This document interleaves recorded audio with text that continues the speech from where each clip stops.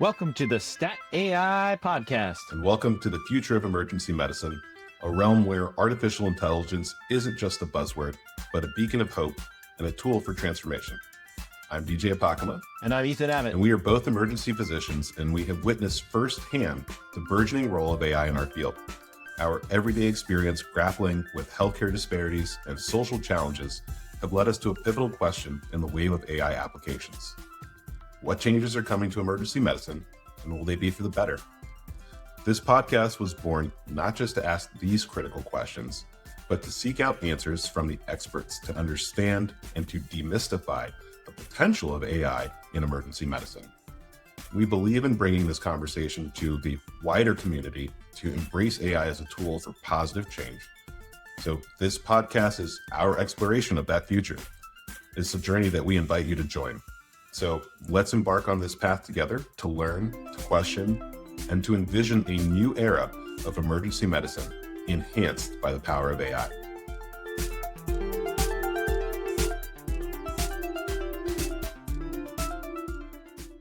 Hey, DJ, how's it going? Hey, Ethan, doing well. So I had an interesting moment in the department last week. Patient comes in, mid-40s, with some vague abdominal discomfort. And before I can even get through my history, she pulls out her phone and shows me this conversation that she had been having with ChatGPT about her symptoms. She'd uploaded her recent labs, her imaging reports, and was asking me to confirm what the AI said. Oh, man. Was the AI at least in the right ballpark of a diagnosis? Honestly, it wasn't terrible. It had flagged some pretty reasonable differentials based on her history, but it also had her pretty convinced that she needed a specific workup that wasn't really indicated. And it got me thinking, this is only going to become more and more common, which brings us to the news this week that OpenAI has officially launched something called ChatGPT Health. I saw that announcement. Walk us through what they actually built. So ChatGPT Health is a dedicated sandbox space inside your ChatGPT account. And I think it's actually separate from your regular chats. The key difference is you can now connect your actual medical records and health apps. So the AI can answer questions grounded in your real data, not just hypotheticals. So how does the medical records piece work? Are they pulling directly from Epic or Cerner or other databases? They're partnering with a company called which is a health data platform that connects to patient portals.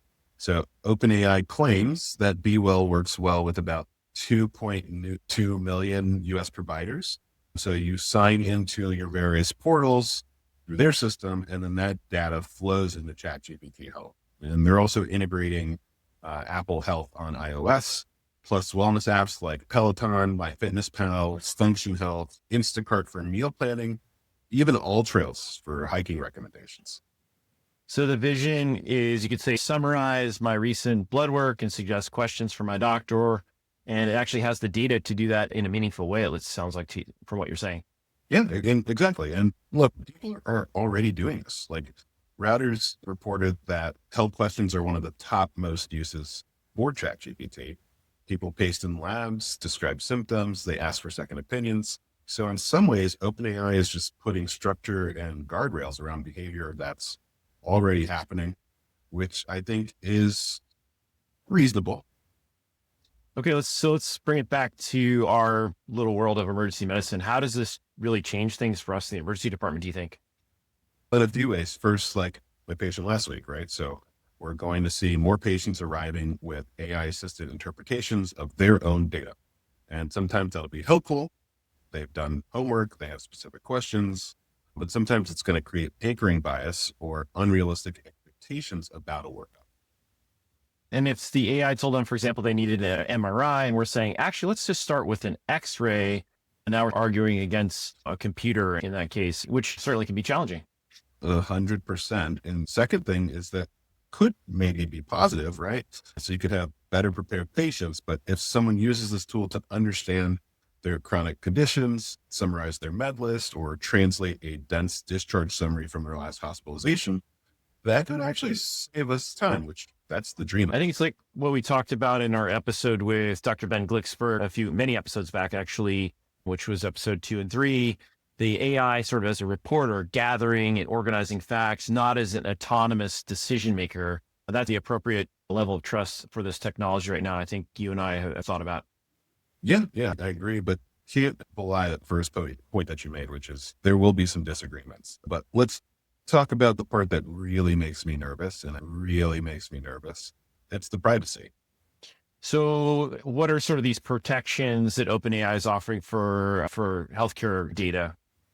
So the good news is that OpenAI is saying that health data won't be used to train their foundational models. So health chats, files, and memories are going to be stored separately with what they call purpose-built encryption and isolation. So health memories don't leak into your regular ChatGPT conversations, which sounds okay. I sense a but coming. Yeah, big but. It's not end-to-end encrypted. The Verge specifically asked about this in their coverage of this, and OpenAI described purpose-built encryption, but not end-to-end, which means OpenAI can technically access the content in their systems. And for most users, that's probably fine, but it matters for breach risk. And probably the big one is legal processes. Legal process, meaning like a subpoena.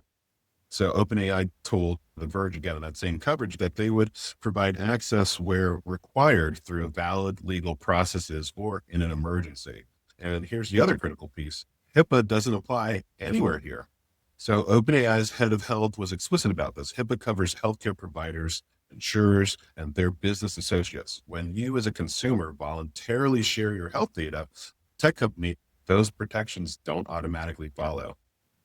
So if someone's sharing sensitive information, for example, mental health records from their psychiatrist, reproductive health data, gender affirming care, this would not fall under that domain.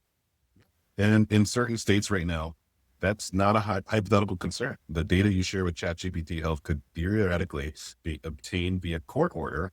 And I'm not saying that's likely, but it's definitely possible. And patients should know that before they connect their records. So let's talk about accuracy. What did OpenAI do to validate this for the healthcare usage scenarios that we're describing here today? They claim they worked with over 260 physicians across 60 countries over 2 years.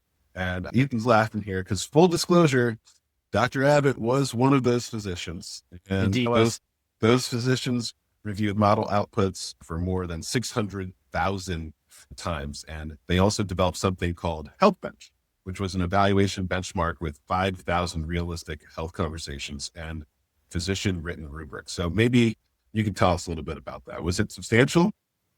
It was quite substantial. Unfortunately, I can't discuss what we did, but it was substantial. But I'm guessing from a more objective standpoint, you do have concerns about this. I do. A few. First, physician review isn't a clinical trial, right? We don't know the methodologies specifically because of data use agreements. You've never even been able to tell me about it. We don't know the selection criteria, like what review actually entailed. And second, this is kind of funny, but Health Bench is graded by GPT 4.1. So they're essentially grading their own homework. Yeah, and I agree. That's probably not how sort of peer review would work in the real world. Yeah, you can't be your own peer. And then there's the fundamental question we discussed last episode, or actually it was a couple episodes back on when we talked about the Apple paper, the one showing that LLMs struggle with basic logical reasoning when you add irrelevant information. So performance dropped up to 65% on frontier models. Obviously, they've gotten better since that time, but if these systems are doing sophisticated pattern matching rather than true reasoning, we should be cautious about how much we trust their medical advice. One thing I do like when ChatGPT Health summarizes your records, it can cite back to the source. So if it says your hemoglobin was low in March, you can click through to verify. That's, I think, the right design pattern, right? That's where we think there's a lot of power in these tools. Figures you would say that. No, I'm joking. That's right. That is pretty cool. So bottom line then, for our listeners, how should we think about this? I think I would break it into two, like good use cases and risky use cases. So I think the good sort of use cases are asking it to summarize labs before an appointment, translating perhaps a dense radiology report into plain language, and generating questions for your primary care doctor or the physician you might be seeing on that particular visit. I think that's patient empowerment. That's what we want. We want patients to come in informed about their own health. Right. And then risky, I think we both agree, is using it as a diagnostic tool. what's wrong with me at 2 a.m. when you're having concerning symptoms. OpenAI actually explicitly says it's not intended for diagnosis or treatment, but we all know how people are actually going to use tools versus how they're intended to use. Take this with a grain of salt. I think one more important distinction, however, is OpenAI also announced a separate product called ChatGPT for healthcare aimed at organizations with actual HIPAA compliance support, business associate agreements, audit logs, and customer managed encryption. I think this is certainly a different product. So if your health system thinking about a deployment, that's something that you could potentially leverage. And I don't think we should confuse that with the consumer version of ChatGPT Health that has with enterprise tools. Yeah, and that's a really important point. Maybe we'll come back next episode and talk about that enterprise version of ChatGPT Health once some people have gotten a chance to use it and write about it. We're certainly headed towards a world where there are consumer AI tools for health literacy and preparation and clinical AI tools with proper regulatory frameworks for actual care delivery. And I think we need both, but we need to be clear about which is. All right, we'll keep following this as it rolls out. Right now, it's still a limited release with a waitlist for US only medical records and Android support coming soon. So we'll link those sources in the show notes for our listeners. Yeah, can you imagine there is a wait list for people to share their information willingly with the tech giants? But hey, we want to hear from you. Have you tried ChatGPT Health? Would you connect your medical records? You can hit us up on LinkedIn or leave it on our voicemail if you go to our Stat AI podcast website. Link will be in the show notes. We'll check back on this in a few months when it's more widely deployed and see how it's actually playing out. Sounds good. And speaking of AI and healthcare, today we have Resa joining us to talk about some interesting topics and her own experiences as an emergency physician at the intersection of artificial intelligence. So let's jump into that conversation. Let's do it. Welcome to the Stat AI podcast. Today we're here with Dr. Resa E. Lewiss, who's an adjunct professor of emergency medicine at Brown University, TED Med speaker, designer, and award-winning educator, mentor, and point-of-care ultrasound specialist. She studied at Brown University, the University of Pennsylvania School of Medicine, the NIH Howard Hughes Research Scholars Program, and the Harvard Emergency Medicine Program. She served as chief resident in her final year of training. She graduated in the first of the class of ultrasound fellows at Mount Sinai St. Luke's Roosevelt, near and dear to our heart.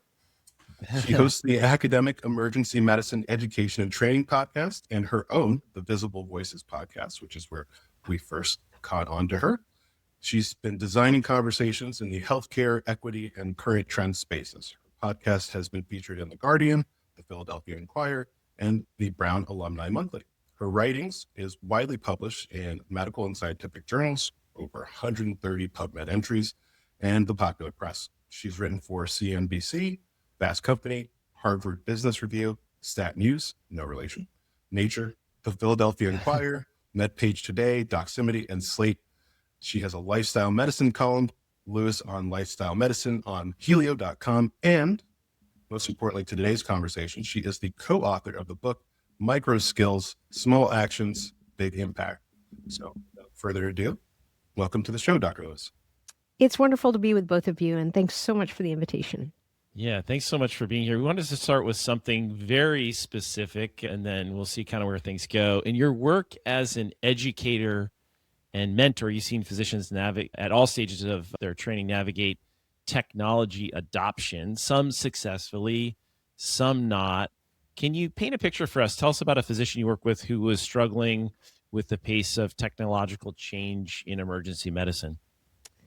So this is a fantastic question, and we can see many examples in our own lives outside of medicine. If we all have parents or grandparents and seeing all the changes in technology over time, did they adapt to wireless phones? Did they adapt to computers, the internet? I'll give an example of online banking or being able to bank from your phone. That is very foreign to my parents who are in their 80s who are still alive. Swing it back into the healthcare environment and the emergency department. I have worked with all different stages of trainee, and unsurprisingly to you, to the audience, college students, medical students, residents are much more facile with learning, say, ultrasound. But when I entered the point of care ultrasound era, and I did my fellowship from 2002 to 2003, it really got robust and ballooned for residents. And then, of course, then there were more and more fellowships. And then it moved downwards towards medical students. But I would say, and you two even expressed this in our pre-meet, I'm not sure it ever really elevated to the level of faculty, because there's something that happens when we finish training. Somehow, like, the growth mindset and the learning engines power down. Yeah. And they go either on sleep mode or something happens, and it's the way we train is the way we end up practicing. And so I think one of the nuts that's been hard to crack is how to get people who have already been out in training to utilize point of care ultrasound. And I have tried all different ways in terms of when I've given, for example, workshops. And I've tried like active learning with flipped classroom, have tried simulation. And there's so many opportunities even to go into the sim lab where it's psychologically safe compared to doing it on shift or in the emergency department. And what I'll say is the big thing that many of us say in point of care ultrasound education is everybody needs that aha moment where they make a diagnosis, where they save a patient, where all of a sudden the whole care plan pivots. And you can't plan for those. They spontaneously happen. If it's not in the water that people drink when they're in training, it's really hard to get them to pick up the probe. And again, this is a specific example with ultrasound. There are many other technologies than ultrasound. And though I never give up on anybody, it's never too late to learn. I personally try to have very much a growth mindset, and that even circles back to what we see in the book.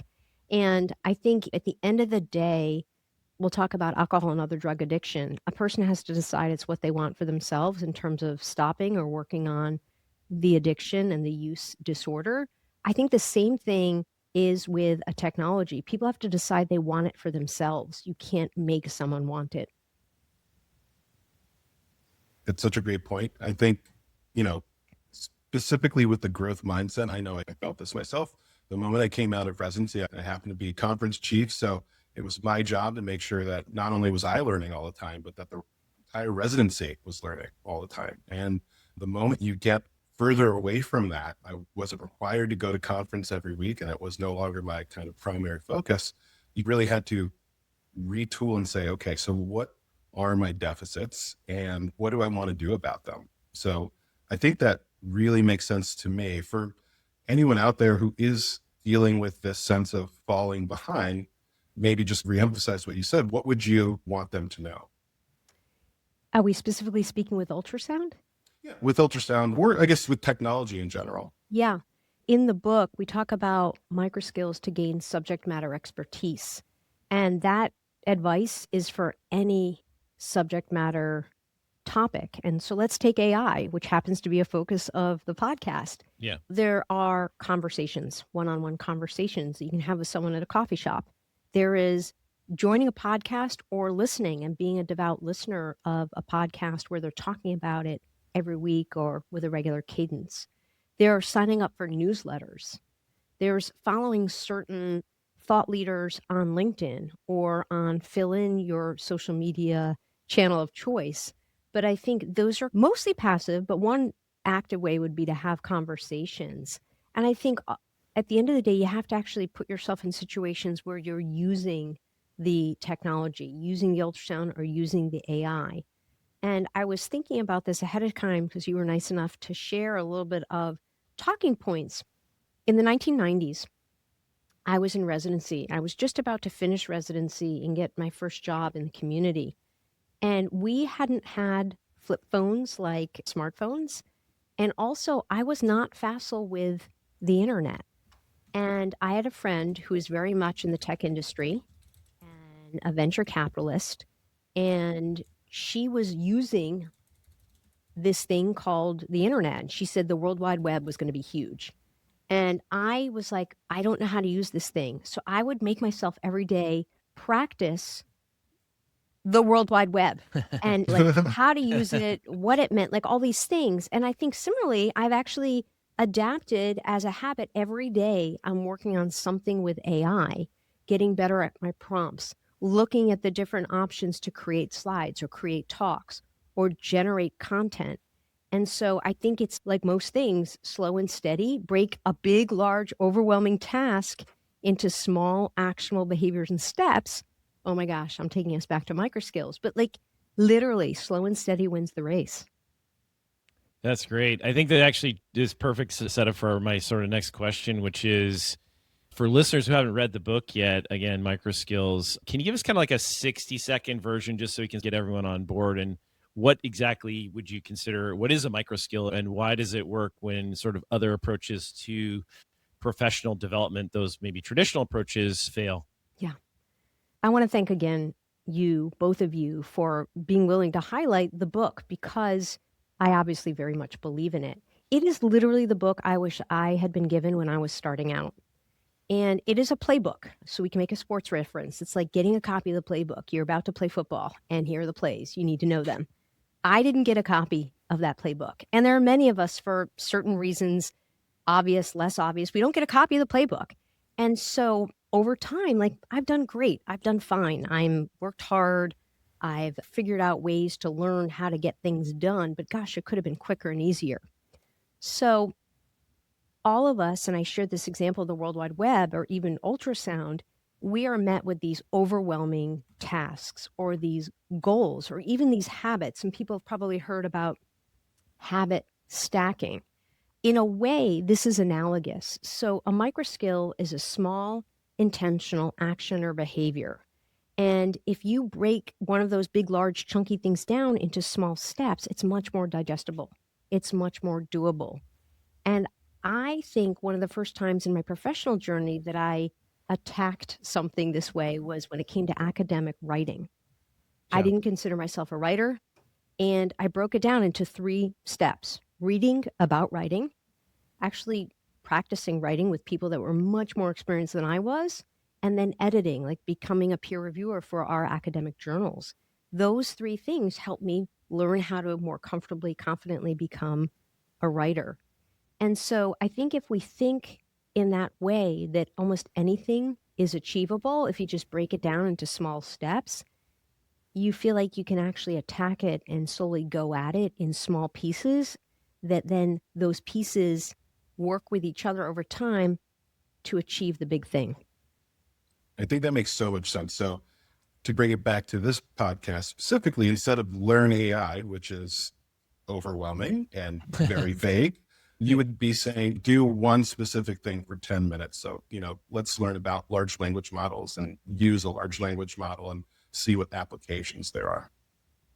Exactly. And even what we mentioned earlier about becoming a subject matter expert, like every day read something, or every day listen to something, or every day find another newsletter. There's small pieces, and then you start becoming familiar. It's that repetition frequency. You're like, oh, I know what these terms mean now because I've now been exposed to these terms over a 2-week period. That's a great insight. I think we also have been thinking about this kind of bigger question, which is what are the essential micro skills for emergency physicians and clinicians navigating the AI era? I think as DJ alluded to, there's not everything you could possibly do, but what matters most. And I think we'd love to hear how you build a framework around that and refine in a way to refine your expertise and walk away with something actionable. Yeah. I'm going to point again to the book and the specific chapter on developing subject matter expertise. You had asked about the book, and for listeners that aren't familiar, it's a 10-chapter book. It's a leadership book, and we can apply it as we are today to AI, but it can be applied to virtually any industry and any job and professional journey you're on. So back to the AI, and the reason I keep pointing to the subject matter expertise is, when you don't feel like you know a lot, when you don't feel like you're an authority to speak on something or to write on something or to podcast on something, there are ways to gain it. So it's speaking with experts. I already talked about reading, talked about listening, like to podcasts. But I think at the end of the day, you have to do the work. You have to use the tool. So there's deliberate practice, which is, again, like checking out different types of large language models. There's also reading the literature, or as I like to say, literature. If you read the PubMed literature on AI and emergency medicine, see what the new startups and the health tech companies are coming out with. There's a lot coming out with ultrasound and AI, from home health and teleconsults Yeah. to also for people that are novice users, having the machinery help with interpretation. If you're not sure, is that an A line or is that a B line? Is that an abnormal number of B lines and therefore the lungs are full of an interstitial process? Or is this just a normal finding and a normal lung sliding pattern? So just distill that again for our listeners. So let's say microskill number one, then my personal hypothesis is that one of the biggest barriers to adoption of anything is really that decision paralysis and kind of that time of, I'm really not feeling comfortable about this. I could never really be an expert. But what you're saying is you really, at some point in time, you just got to take that leap. And so for AI, there are dozens of tools and physicians may not know which one is worth their time. So maybe micro skill number one in this context could be like doing a 10-minute test where it's okay. I'm going to pick one AI tool this week, use it on exactly 3 real cases. And again, I'm not telling you to please don't put PHI into it. Please do not do that. But use it in some way that you can make sense of it and then make a decision at the end of that 10 minutes, whether or not this is a tool you'd want to keep, modify, or even abandon if it's not really suiting your purposes. Does that kind of align with how you think of skill acquisition? I love that human-centered design, and a lot of what you two have put together is very human-centered design. Let's put the end user at the center and see what works and iterate with them. So I think that's great. The other thing I'll say aloud that I think we all know is even if people are resistant and don't want to work with and learn AI, it's happening in their clinical environments, whether it's ambient scribes, whether it's up to date that now has an AI prompt in it and it's being utilized in that way. And there are people that have their note writing that is being utilized. The EHR already has an integrated large language model that's happening. And so even if they're like, I don't want to do this, I don't want to be responsible, I don't want to, it's already happening. So I think, yeah, I'm assuming the audience knows like it's not if, it's when. And so we have to adapt. Healthy growth mindset adaptation would be like, all right, it's coming. Yeah. Let me learn, let me read, and actually find a person. So this is another microskill. Chapter 1, MicroSkills for Self-Care, is about your personal board of directors. We all now probably have a friend that's that AI person. Say, hey, can I chat with you 15 minutes this week?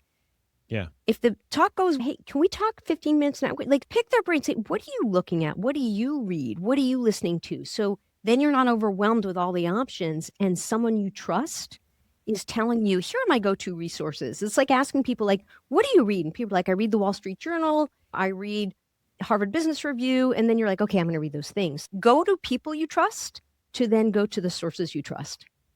That's great. I think, mentorship is definitely key. Maybe pivot to like a very specific example using POCUS or point of care ultrasound. I think there are a lot of AI tools now that we're seeing, Caption Health, Butterfly IQ, and some AI measurement tools that are out there that claim to help with both image acquisition and interpretation. If an emergency medicine physician or clinician wanted to apply the microskill number 1 to POCUS AI, what would that actually look like in practice? Yeah. I think, first of all, it would mean going to whoever your point of care ultrasound experts are in your faculty practice or in your clinical situation to ask them and make sure you're aware of what machinery you have. And the machinery you have, like where is AI playing a role? Because I think sometimes we're not even aware that AI is on and happening. And I'll say EKGs and EKG analysis and interpretation, that's AI. Yeah. But as I was growing up in medicine, no one said, oh, by the way, this is AI. Yeah. It may have been not a learning model. It was a static model, but that was artificial interpretation that was often wrong. And so still is. I heard that it's programmed by plaintiff lawyers. Is that true? But go to your subject matter experts. Say, what machinery do we have? And does our machinery have AI? So then you can start being like, oh my gosh, that's why that dotted line shows up when I'm trying to get images of the 4 chambers of the heart. Or, oh my gosh, that's why the green line is on when I have a good image and my aorta is in view versus a red image, which means I'm off the mark. Find out where it's happening live and now. In general, what I've seen in terms of AI with POCUS, A lot is for people that are more novice. It's helping educationally. There are for sure applications for advanced measurements. Again, I'll just point back to the heart, advanced cardiac measurements that sometimes are beyond the scope of what we're doing in the emergency department. Yeah. But AI in radiology and interpretation has been around forever, and arguably they're one of the specialties that's the most advanced in terms of integration of AI. Yeah, I agree. Absolutely. So I think that we have covered kind of the skill acquisition. I want to make sure we hit a couple of your micro skills. I think the other skill that you talk about in the book that I was very interested was about communication. And we know from lots of your work that's absolutely central. And AI is really going to change what patient communication looks like. We're already seeing it with kind of these AI generated discharge instructions, automated summaries, and even patient portal messages. The translation practice, I think, giving a skill to our users, and you'll correct me if you think this is a good or a bad idea, maybe once a week we could take something that is AI generated, whether it's a clinical summary, a note, a discharge instruction, and rewrite it as if you're explaining it to a sixth grader, and then actually send that version to a patient or a family member. Would that be a useful framing for the communication micro skill? So you're spot on that I think communication is key. And we call the chapter polished communication because within medicine, we have to communicate a lot. We're communicating in the electronic health record. We're all emailing. We're speaking. As doctors in training, we're presenting patients. So there's an element of communication. I think discharge instructions can be so difficult. And to be clear, I think a lot of times they're not read. And now, of course, there's the patient portal. There's all different ways that people are getting their discharges. One of the things I'll say is discharge instructions are already written in theory for like people that have a fifth grade or sixth grade or seventh grade, or basically understanding that the literacy level of everybody varies. And so I don't know if that exercise, I think people would be like, why am I going to do that? I think we have to come up with an exercise that people would think was fun, maybe even gamify it. Yeah. I'm a big believer in gamification, but I think what you're getting at, and this is something with which I agree, is no matter how far we go with AI, Yeah. what should never get lost and what will never be replaced is human connection. And so I think if we can figure out the ways to maintain that human connection, rather than the AI discharge for after your every fifth patient, you personally go up and say the discharge instructions and have the patient repeat the instructions or their understanding what you just shared back to you. Amazing. Yeah. Yes, the feedback loop. Yeah. Yeah. I think that's a really amazing example. I think maybe you could even be even more specific. Like, for example, in your own sort of practice of emergency medicine, a time when you had to translate complex information, maybe ultrasound findings or a complex diagnosis to a patient who is scared or confused, and how that micro skill could be deployed in those cases. Yeah. This is a very smart, nuanced question because we think everybody understands what we're doing when we're performing an ultrasound examination. And every year of our ultrasound fellowship, we had ultrasound fellows, and the fellow had to do a research project.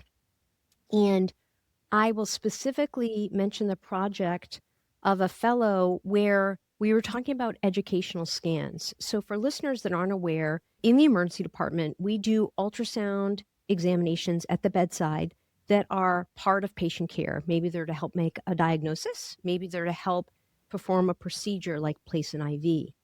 But in the teaching hospitals in which I worked, the majority, it was considered okay to do education scans, meaning some people call them practice scans, but there had to be full disclosure and the patient would give oral consent. Now, things have moved along the line that now there's actually a written consent and things have gotten more stringent and clear.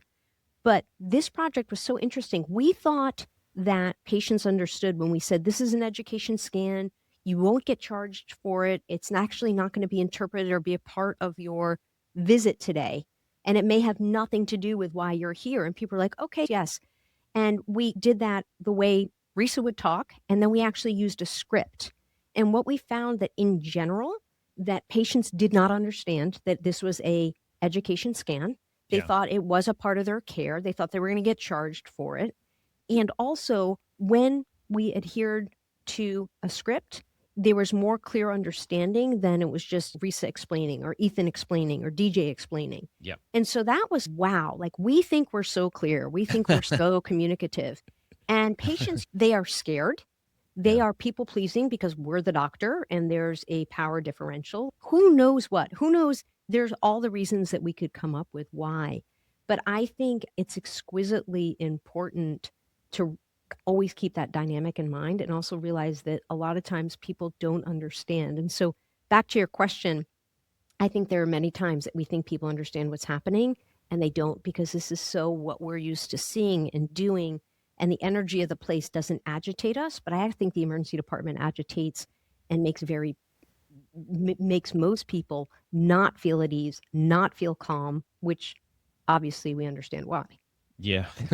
I think it's a little bit of that's how you're cut out for EM. If you're feeling calm in the AD, there's something probably a little off with you, but it means you found your home. I think that's really powerful the way you just said. And I think what's interesting about AI is it can help with the first draft of that translation. But the human skill, to me, that you probably really can't replace, at least not anytime soon, would be knowing what each specific patient needs to hear in that moment. So are there things that you're keyed into, and like, how would you teach that? Yeah. I love this question because you're focusing on the fact that teaching point of care ultrasound is so multi-stepped. And that language and the language we use with patients is so very important. And I think that's not emphasized enough when we're teaching ultrasound. I'm going to use the example of point of care ultrasound of the heart, cardiac ultrasound. I began to notice that it seemed that when patients came in with shortness of breath, undifferentiated dyspnea, or undifferentiated chest pain, that would be an indication to do a cardiac point of care ultrasound. And it seemed that more of the men patients were getting POCUS examinations than the women. Mm-hmm. And this has been studied and it's been borne out in the research numbers wise. And here's what I think in general, people aren't learning as commonly on women. And women have breasts, and perhaps there's adipose tissue. People may have higher BMIs. And so I think people are like, I'm not sure what to do. Also, we don't completely undress patients, even though we know we're supposed to completely undress patients. Yeah. And so I will say one of the things I deliberately would teach is how to have the patient help us. Because to be clear, most patients want to help us with patient care. They're scared. They want to help and they're glad to help. And by the way, it's their bodies. So what I have found, say, forget the breast and the heart. We'll go back to that. Say we need to do a suprapubic bladder scan. If I say to a patient, can you actually shimmy your pants and your unders down to your hips? They're glad to help rather than me yanking down their clothing. That's just one example. So similarly, if we have a woman patient and we're going to be doing a cardiac exam, I'll say, can you turn on your left side and put your left arm up?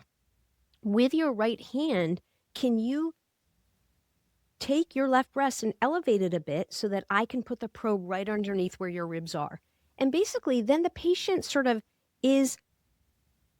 feels in control, feels they're participating. This is, again, they've consented to the examination and you've explained to them what you're going to do. But you're also basically instructing them how to turn, where to place their arm, how they can feel a bit covered, but also isolate and open up the space where you need to put your probe if we're doing sort of not a parasternal lung, but an apical 4. And that explanation of teaching trainees how to have the patient help you and simple language, people can follow the instructions. People are like, oh, it's really not that hard to get the views. I'm like, no, it's not. But I also understand that if they're fully dressed and if they have a bra on and if you're not sure and you want to be respectful, like there are ways to have them help you. They want to help you, you help them. And then you ultimately get a 4-chamber view and you're like, oh, good. There's no pericardial effusion and the LV looks great. It's pumping well. Like, win. That's great. Amazing. Actually, we had a follow-up question already on deck that I think addresses or tries to touch on some of these equity issues. Do you think there's some of these AI tools could help to address some of these issues you're talking about? We've talked about simple AI multilingual tools. I think the most sort of pedestrian example may be these new generation AirPods. But Do you think some of those tools can address maybe some of these issues we're talking about? And are they ready for prime time? And will they address those gaps? I think it's a little bit of a leap maybe from the example you described just now, but wondering if those tools might be able to address some of those issues. I'd love to help tie this in because I see where you're going with it. And quality in, quality out, junk in, junk out. That's number one. But also who's building these tools, who's training these tools. Yeah. And as I've been playing around with these large language models, I tend to be respectful and polite. And I'm like typing in, please, thank you, can you, could you? And I started, honestly, doing a little bit more vertical leadership talk down. That's horrible. Fix it.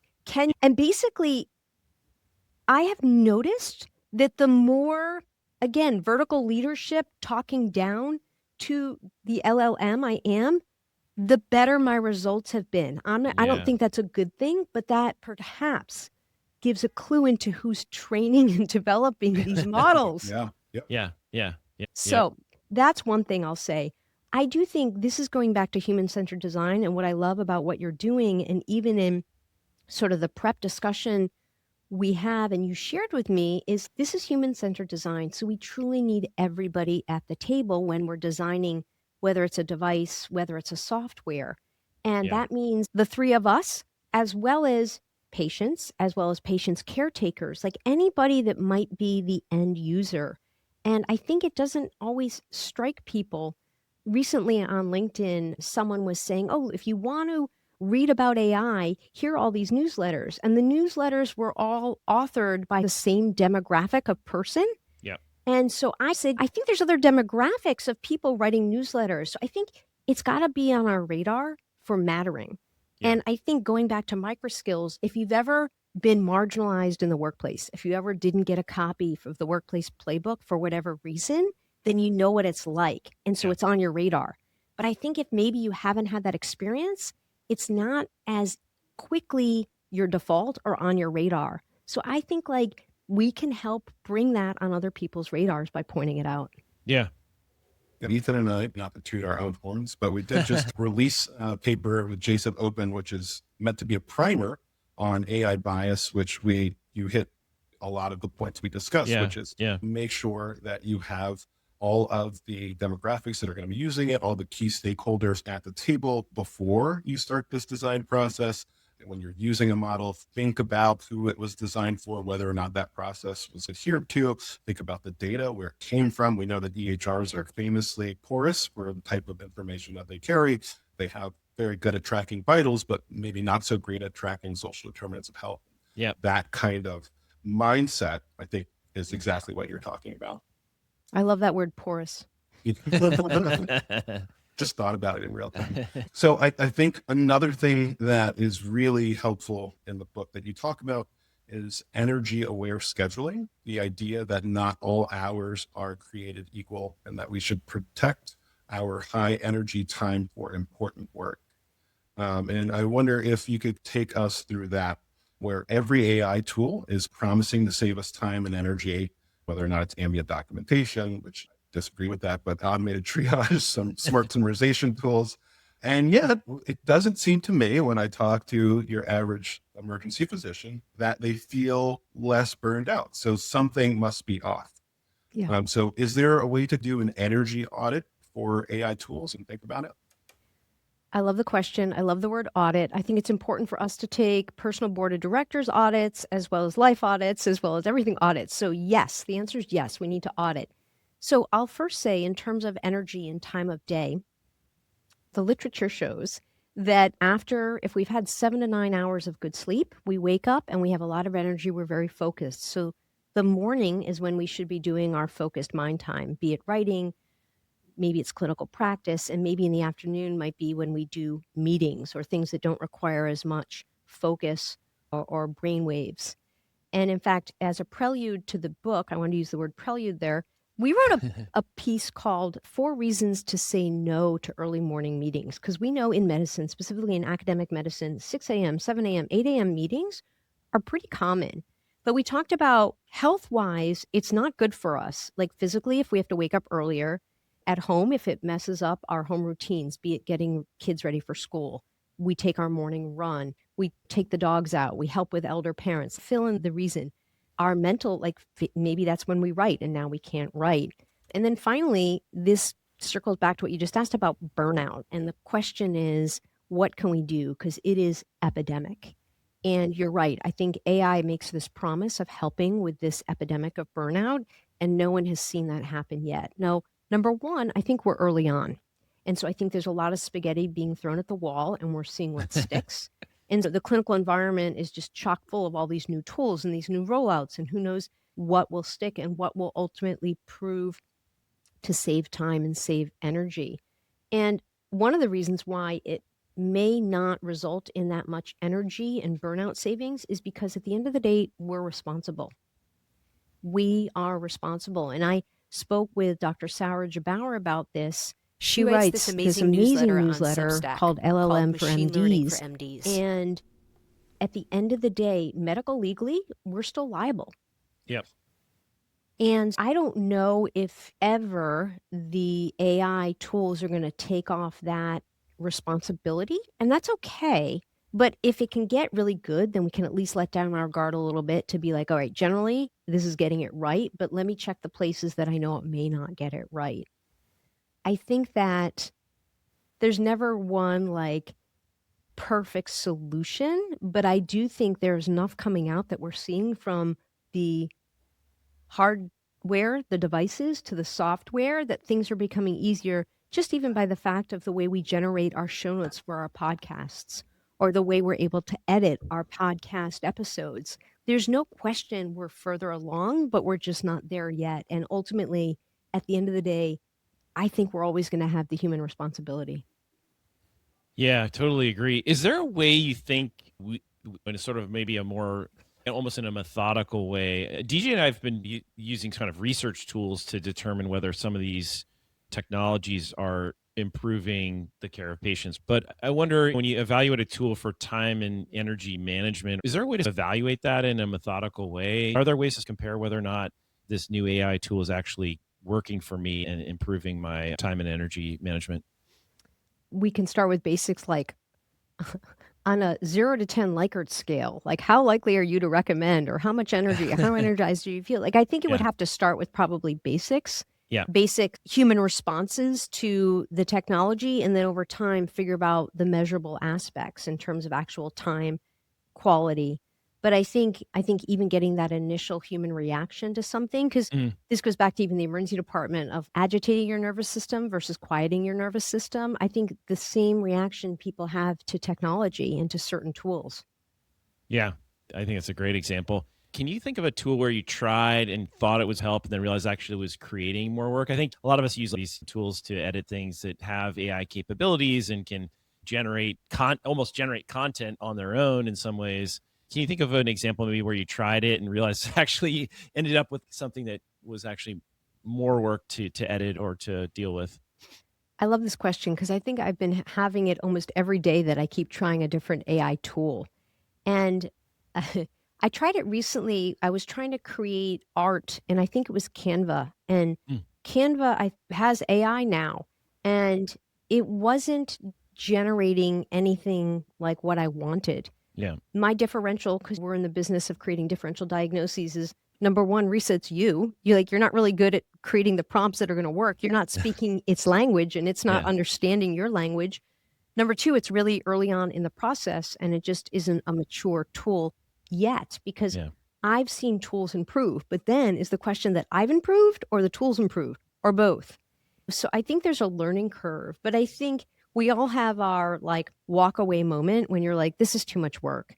Yeah. So I think with all these things, there's going to be a learning curve, what I described with the World Wide Web or AI. And then once you see progress, then you stick with it. So I walk away when I'm not seeing my ability to integrate it and having it make a difference, for example, in my clinical care or in my academic work. Yeah. Yeah, yeah. Go ahead, Ethan. No, I was going to say, I think I get into these like loops with some of these tools where I'm like, oh, this is like really cool. And then I keep iterating. And then I get to the end of where the product, or like your example of using Canva, where I have a diagram or a figure for a paper gets spit out, or for an article I'm writing. And I look at it, I'm like, oh, this is exactly not what I wanted. And then I'm starting over, and I could have just either built it in a piece of software that I'm familiar with. So yeah, I definitely identify with that experience. I was just going to validate you and say, I also cannot get Canva to work when I want it to work. I try. And again, please, Canva lawyers, don't come after me. I'm sure it's a me problem, but it seems that I invest a lot of time using the AI features specifically. If I go in and I arrange the things in Canva, yes, it works just great. But when I click that magic AI button or whatever it's called, it always seems to just not be correct. Exactly. Like no affiliation with Canva. No, I use Canva for my podcast, but that specific tool, I couldn't make it happen. Yeah. And so I wonder the MicroSkill version of cutting things out or guessing permission to quit, because I think there are a lot of people who feel obligated to keep using a tool once they've invested time learning them, even if they're not working. We're like, this is the one I know. Is there a way, you touched on it, but is there like a concrete thing where you stand back and you say, you know what, I'm just going to let this go? And how do you get there? I love the tie-in back to MicroSkills. And I say yes. So we talk in the book a lot about the power of the pause and when to say yes to an opportunity and when to say no to an opportunity. We in medicine, and it's not so different in other industries, we're always taught to say yes. And the reason we say yes is, number one, we're told to. Number two, we think it might be the next big break or the opportunity we've been looking for. Or if we say yes, maybe it's because we want to work with this person, even if the actual topic or project doesn't excite us. But there are many reasons why we say yes. But we really talk about this concept of, rather than FOMO, fear of missing out, to really embrace JOMO, joy of missing out. Now, we didn't come up with this, but it's very powerful, because if you can really be sharp about what you want to be focused on, what you want to be working on, there's so much more joy, and it's so much healthier in terms of your professional journey than to have things on your plate or things you need to finish, or like dangling modifiers, like these dangling projects. You're like, oh my gosh, I'm not even that interested. I just want it off my plate. So it goes back to something called the power of the pause. And so to tie back to our example about AI tools, and if we just can't get them to work, like pause, being like, okay, I've been working an hour with this tool. It's just not doing it. So I think we all have different time limits or different energy limits. So it's okay to walk away, and it's okay to say no. And by taking that off the plate, you're going to be like, oh, wait a minute. You know what?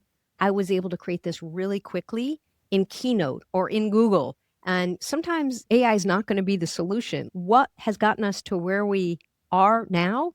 There was nothing wrong. So why don't we go back and use some of the tools that got us to where we are, knowing that we need to stay open to new tools and new ways of doing things. So I think the power of the pause, joy of missing out, and just, this is even, forget AI. Say I'm trying to have a conversation with someone. Say I want to have someone come on the podcast. And I keep trying to schedule a meeting, We go back and forth.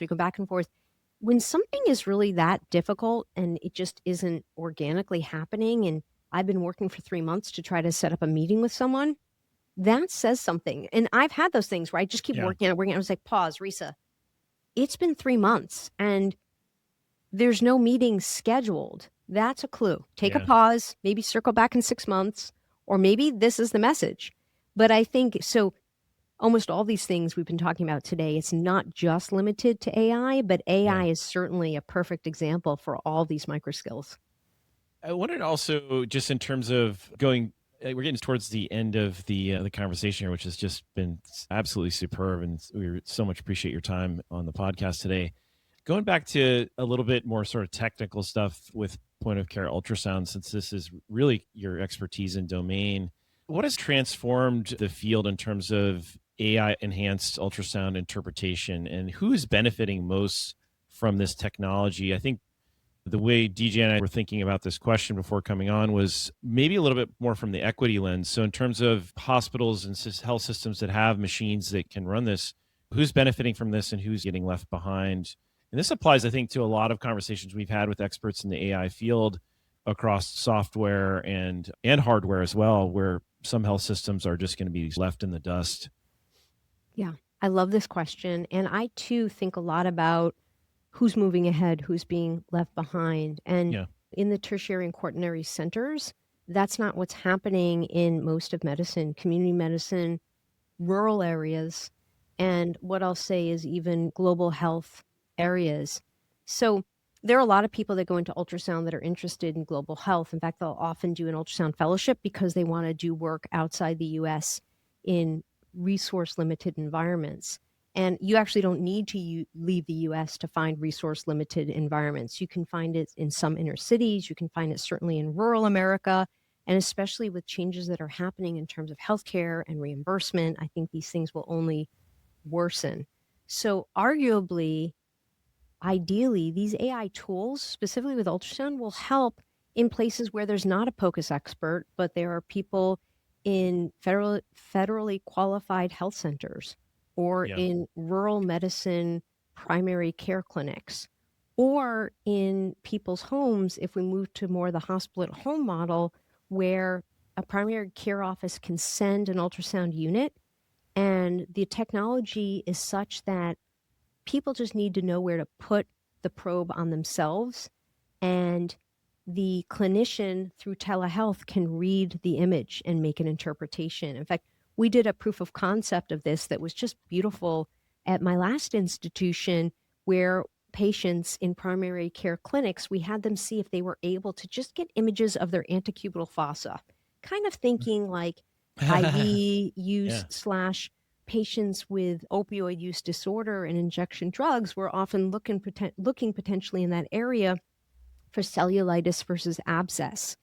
And the proof of concept worked. Like they were able to be directed to just obtain the images that were deemed by the clinician, the other side of the telehealth screen, to be like, oh, I could interpret that if I needed to. Now, Wow. granted, this was like skin, not known to have pathologic or abnormal findings, but I think we're going to move that way to a telehealth experience. Resource limited. In fact, I think a lot of the companies are building this knowing that not everybody has completed a fellowship. And quite honestly, not everybody's even interested in ultrasound. They would hope, I think there are many emergency medicine colleagues that hope ultrasound would just go away.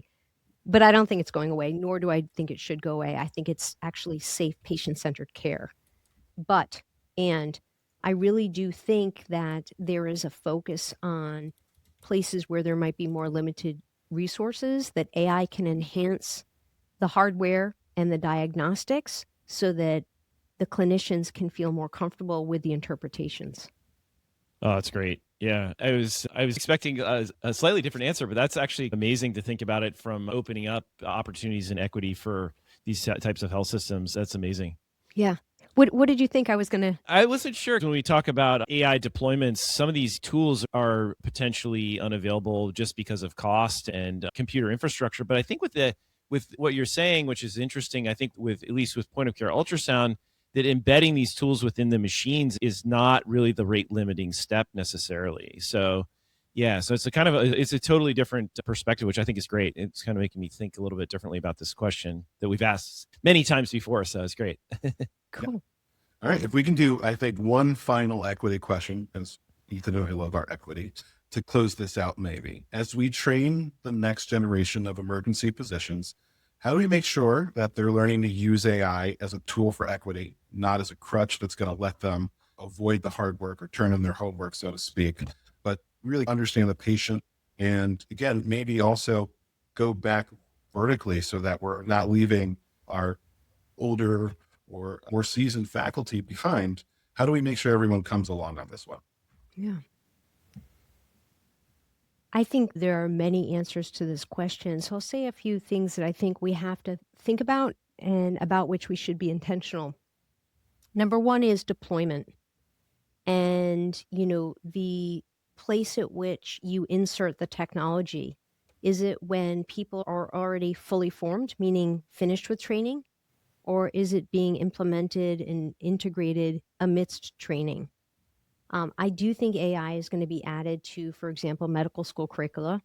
I think AI will be added to residency curricula, fellowship curricula. So what about the decades of people that are in practice and will continue to be in practice that didn't get the AI 411, the information? So I think education, I think intentional implementation, communication. I'm just thinking of all these ION words, but it sounds like it, but like this is really, I don't think there's any short stepping this. I think you have to be aware of the different levels of learner. And in that way, it's very similar to, I think, the deployment and the challenges we've had with point of care ultrasound, the deployment of AI. And I think just like the younger generation, it's so interesting. The younger generation, like, they don't want to talk on the phone. They're not used to speaking on the phone. If I make a phone call, they're like, am I in trouble? Why are you calling me? Whereas I grew up when there was no call waiting. There were no answering machines. I remember when answering machines came in. I remember when call waiting came in. We just called people and you got a busy signal. And if it was busy, you just called back.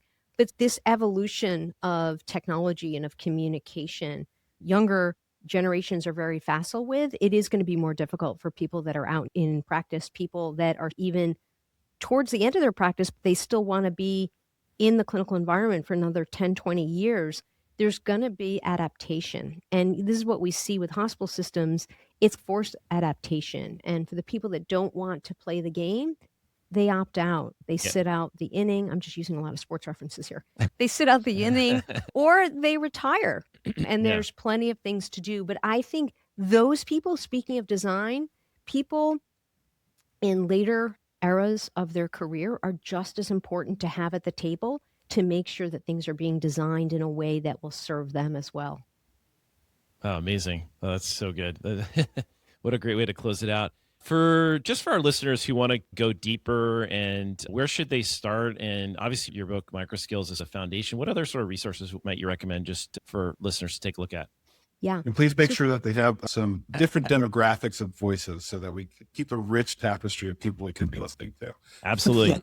Are you asking who else should I think they should check out? Or Yeah, of course. Yeah. Okay. Because so I have a mosaic, a tapestry of podcasts I listen to, of newsletters I read, of books I read, and I'm going to think about whether I'll name names, not because I won't name names, but I hadn't thought of who comes to the top. Sure. I would just offer that I am glad to have conversations with anybody that might be interested in terms of a place to really, I think, read and follow along voices and thought leaders in the AI space and even in the healthcare space and even in the professional space. I think LinkedIn is a really good place. Yeah. And it's free. And I don't necessarily think you need to join the pay-to-play level. And it's a really good way to get some passive mentorship and even passive sponsorship. I definitely have seen and participated in professional opportunities that I found out through LinkedIn. But there are a lot of healthcare professionals there. And there's a lot of AI talk happening there. And there's plenty of point-of-care ultrasound stuff happening there. So I would say sign up for LinkedIn, and you don't have to talk, you don't have to do anything, but you can follow along. And that's true of many of these social media outlets. I think Instagram is another educational place to follow and see videos and see people. And you don't have to be a content maker, but you can witness what's going on and keep up in that way. Yeah. Thank you so much, Dr. Lewiss. This has been such a valuable conversation, and we want to be respectful of your time. So this is going to be our last question. Before we let you go, what's one thing you want every listener, every emergency physician listening to do this week to start their journey on building MicroSkills? Oh, great question. This is not an active microskill. It's more of a mindful microskill. The first one is, I want you to trust your gut. I want you to always trust your gut. And what your gut tells you may be different than when someone else's gut tells them. But I think literally you have to trust yourself and trust your gut. The active microskill I'm going to say is self-care. And that means taking one action towards avoiding ultra-processed food. Please don't drink the soda. I'm just saying these in terms of nutrient benefit. That's one thing. Think about your sleep and how you might want to improve your sleep.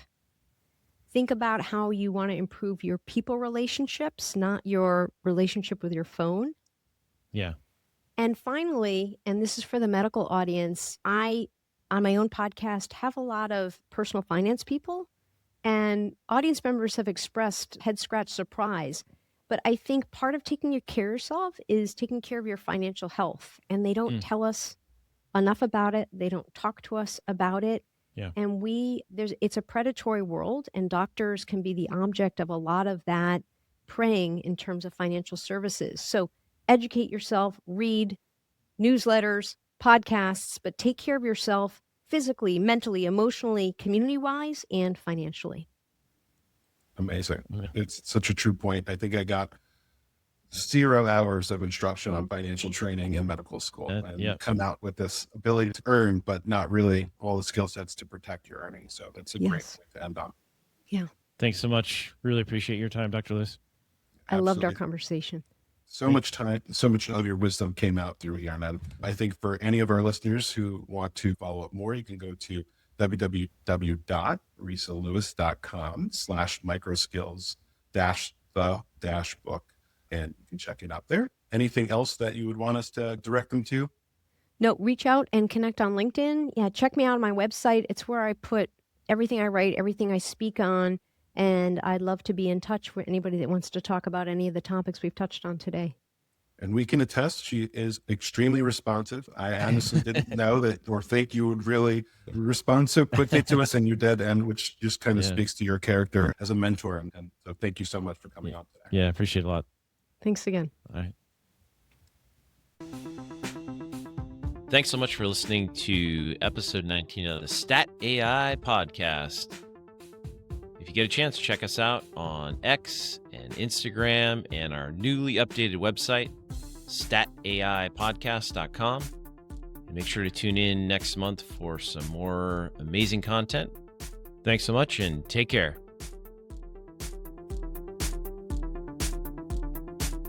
Please note that the views, opinions, and information expressed in this podcast are solely those of the individual speakers and do not necessarily represent those of their employers, our sponsors, or any affiliated organizations. The content provided is for informational and educational purposes and is not intended as medical advice. We encourage you to consult with qualified healthcare professionals for any medical concerns or treatment decisions. This podcast is not a substitute for professional medical advice, diagnosis, or treatment. Listener discretion is advised.